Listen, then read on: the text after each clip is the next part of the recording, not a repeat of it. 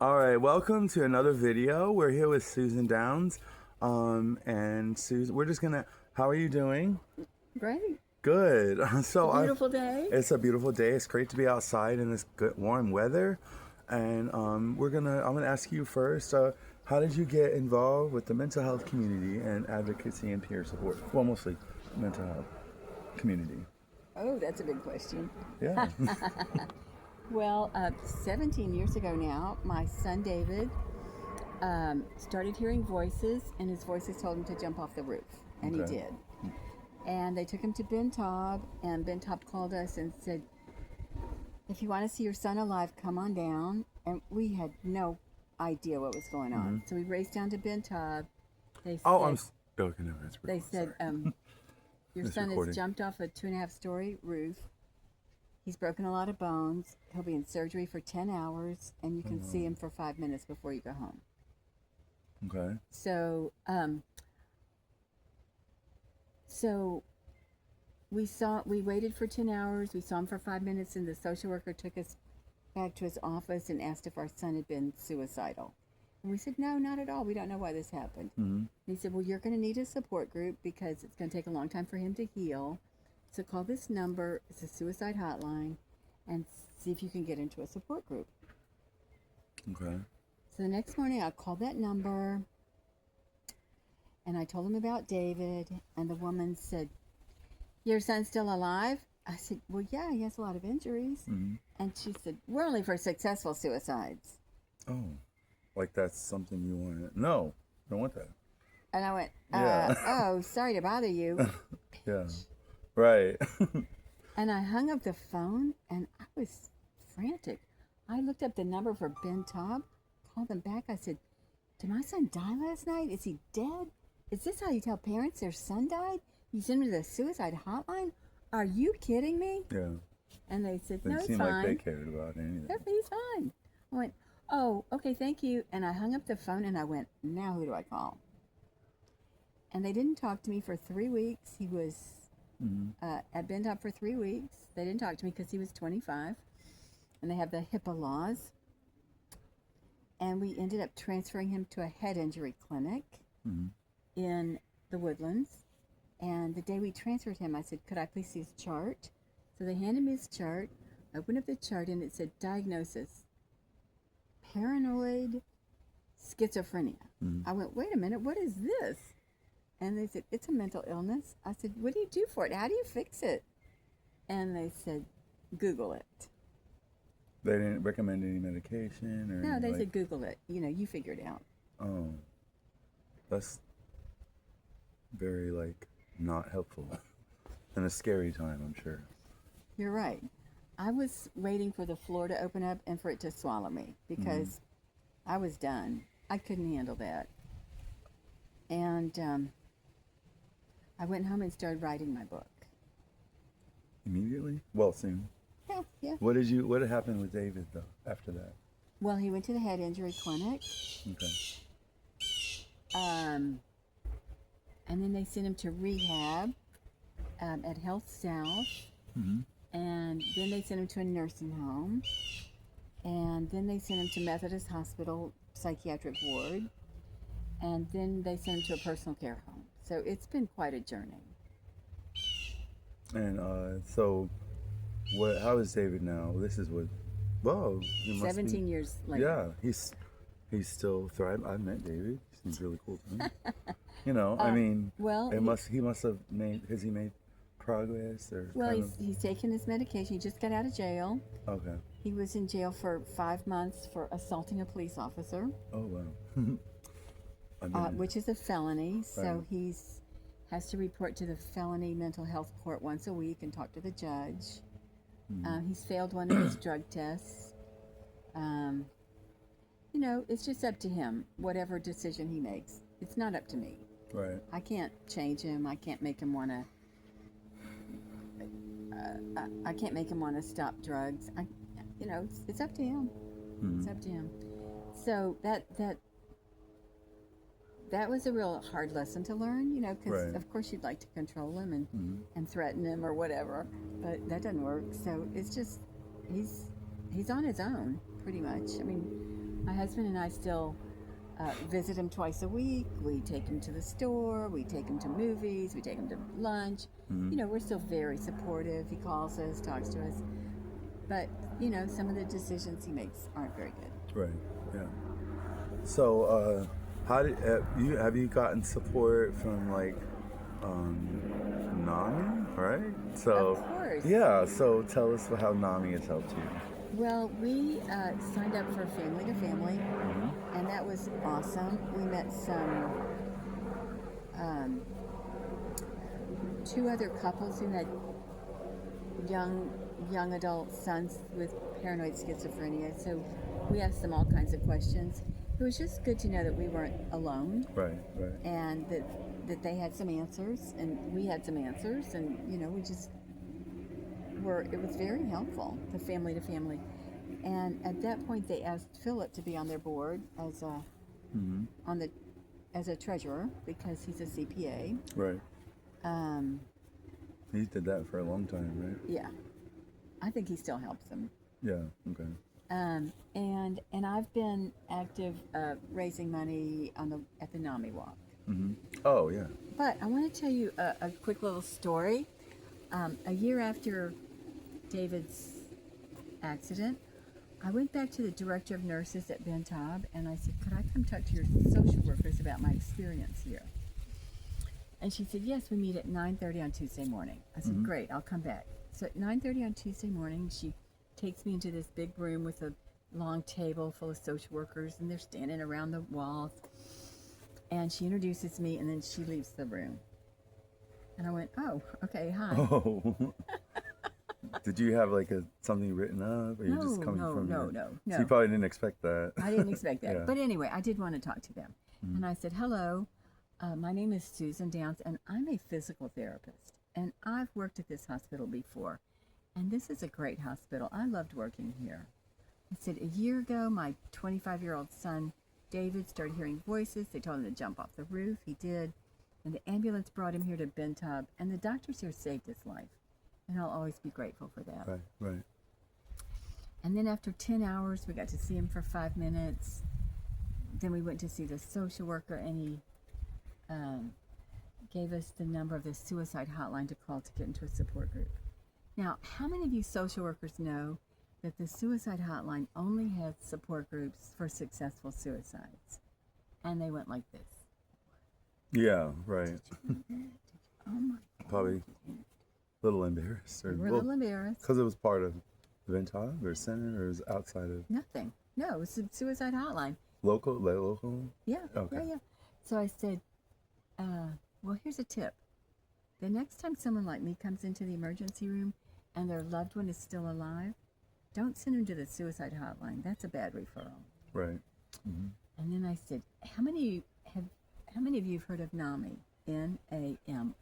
Right. The National Alliance on Mental Illness. And half of them raised their hand. I said, great. Well, here's a brochure for the other half of you. And I passed out 10 brochures. Here you go, here you go, here you go. I said, let me tell you about NAMI. They have free support groups for family members like me, and my husband and I are attending. They have free support groups for people with mental illness, and my son David is attending. They go to churches and schools and educate people about the warning signs of mental illness. Yeah. They go to Washington, D.C. and Austin, Texas and advocate for laws for the mentally ill. And they donate money for research into mental illness. So here's another tip. Next time someone like me comes into the emergency room and their loved one is hearing voices, they probably have a mental illness, Yeah. and a better referral would be to NAMI. Any questions? Have a nice day. Did they have any questions? No. No. They all probably felt kind of a different, some sort of way. They didn't want to. They Right. didn't want to hear from me anymore. I mean, Right. I said what I wanted to say, and I left the room and went home and started writing. Worked on my book. So tell us about your book. Well, the funny thing is, That the experience with David inspired you to write the book, right? absolutely. Okay. The funny thing is, I wrote my book and I sent it to the publisher that I'd already paid, and he sent it back. And he said, we're not going to publish this. And I went, what? He said, it's too long and it's boring. And I said, what am I supposed to do? And they said, rewrite it. And I Wow. said, well, how? And they said, make it 10 chapters long, make each chapter 10 pages long, tell people exactly what you did right, what you did wrong, what you learned, and make yourself the hero of the book.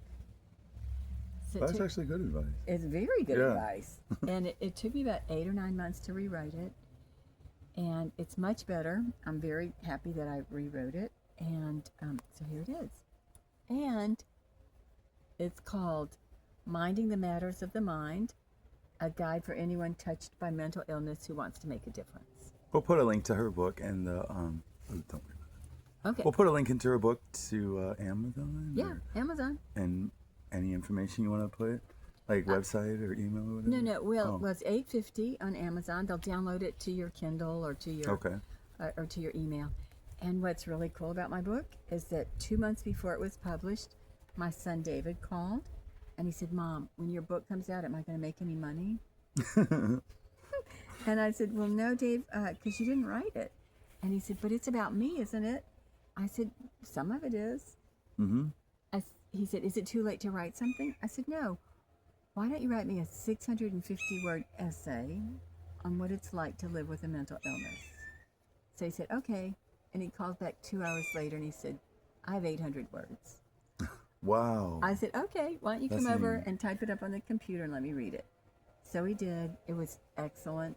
And it's in my book. And this is his picture. Wow. That's so great. Wow. And his That story. looks like a beautiful picture. Yeah. Well, thank you. And his story is right here called David's Story in His Own Words. And it's 800 words long. And in his story, he says that he's been hearing voices since elementary school. And he never told us. Wow. And he said when the voices got worse in college, he started cutting himself. Mm-hmm. But he never told us. So it's kind of hard to figure out what happened and what went wrong and when it went wrong, but he's doing better now. He's taking his medication. He's in a personal care home in Cyprus. He goes to a day program. Okay. He is on 3 years probation, so he has to check in with a judge or a probation officer or Right. whatever. So we'll see how it goes. Okay. So maybe you want to encourage, if you're having mental health challenges, don't be silent. Come forward. Highly encourage you to do that. Your family cares about you. Your friends care about you. They want to see you live. Right? And, you know, when I share my story, you know, it took me a while to feel comfortable sharing my story because there's a stigma Yeah. around mental illness. And, you know, all of David's friends were going to college, getting married, having babies, and David was in a mental hospital. So I didn't really want to talk to anybody. Right. about it. Yeah. But, you know, now that that's passed and I talk to strangers about my story. And people say to me, it must be really hard to have a son with a mental illness. And I say to them, it's not hard and it's not easy.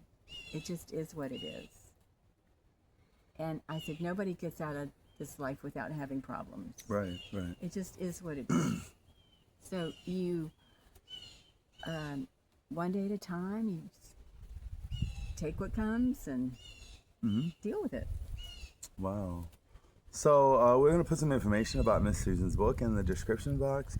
Do you have anything else you'd like to share? What does the future look like, I guess, for you and your family, I guess you could say, if you want to? I have become an advocate for the mentally ill. And one thing I wanted to make sure was happening in my town is I wanted to make sure the police were trained in crisis intervention. Right, yeah. So I made an appointment with the community liaison officer. I was running for city council at the time. Luckily, I didn't get elected. But I asked him if any of the officers were trained. And he said, oh, yes, ma'am. Our police chief and our assistant police chief have the training. I went, oh, good. So if I have a problem with my adult son, I can call and ask for one of them to come to my house. And And he said, "Oh yes, ma'am. If it's between 8 and 5, Monday through Friday, Oh. they'll be there in 5 minutes." Oh, wow. I know. Isn't that helpful? That's not. Things happen on weekends and any times at nighttime. I said, "Well, that's good to know, but my son visits me on the weekends. So do you think any of the weekend officers would be willing to take a free 40-hour class taught by the Houston Police Department on crisis intervention?" He said, "Probably not." I said, "What?" He said, "Yeah, we don't have any mentally ill in Bel Air." That's mental illness affects everybody everywhere pretty much, which is not good. I was pretty shocked by his answer, and I decided to ask him a few questions. So I said, "Did you know that 1 in 5 adults will have a mental illness in their lifetime, but they're not allowed to buy a house here? So are all the realtors screening for that?" Oh, wow. Yeah. And he just looked down and didn't say anything. And then I said, "You know, I bought my house about 40 years ago, and I don't remember signing something when I bought my house saying I wasn't mentally ill. Right. Yeah. And if I come down with a mental illness like depression, how long do I have to sell my house and get out of town?" And he just looked down. I said, "Thank you. Wow. You've been really helpful." Well, at And I- least he listened to you, gave you some time to. Did anything change after that? With Yeah. So I went to the police chief's office. I said, "I have a problem." He said, "What's that?" I said, "I have a son with a mental illness. He doesn't live here, so you're good." oh, He didn't know what I was talking about. Right. I said, "But I just found out you don't have anyone trained in crisis intervention who works on the weekends. So I'm not about to call this police department if I need help because I don't want my son shot." yeah. I said, "Do you think Seriously. you could get some of your weekend officers trained in crisis intervention?" He said, "I'll think about it." I said, "Great, you've been That really could be helpful." yes or no. So I walked across the street to the city manager's office, and I said, "We have a problem here in Bel Air." He said, "What's that?" I said, "We only have 2 officers trained in crisis intervention, and they only work Monday through Friday from 8 to 5. And I have a son with a mental illness who visits me on the weekends. So I'm not about to call this police department if I need help because I don't want my son shot." Right. I said, "Do you think you could call the police chief and have him get some of his weekend officers to this free training taught by, Houston Police Department on crisis intervention?" He said, "Sounds like a win-win to me." I thought, finally, someone listened to me and took me seriously and agreed to act on my behalf. And he did call the police chief, and all 40 officers are now trained in Bel Air. Wow. So they continue to do the training even today, right? Oh, yeah. That's awesome. Oh, yeah. That is great. And did you know that the crisis intervention training started in North Carolina or South Carolina with NAMI mothers who got together with the police department? Oh, wow. And they put together this really 40-hour neat. training. Is it? Wow. That's long, but beneficial. Yeah. And in Texas, all of the new officers get this training in their basic training, but all the older officers don't have the training, but they can take it. It's an elective. Right. So if they want to, they can take it. Okay. But now in Bel Air, everyone's trained. That is awesome. All right, Miss Susan, thanks for being on today. We're glad to have you, and thanks for sharing. Thank you. Okay, you're welcome.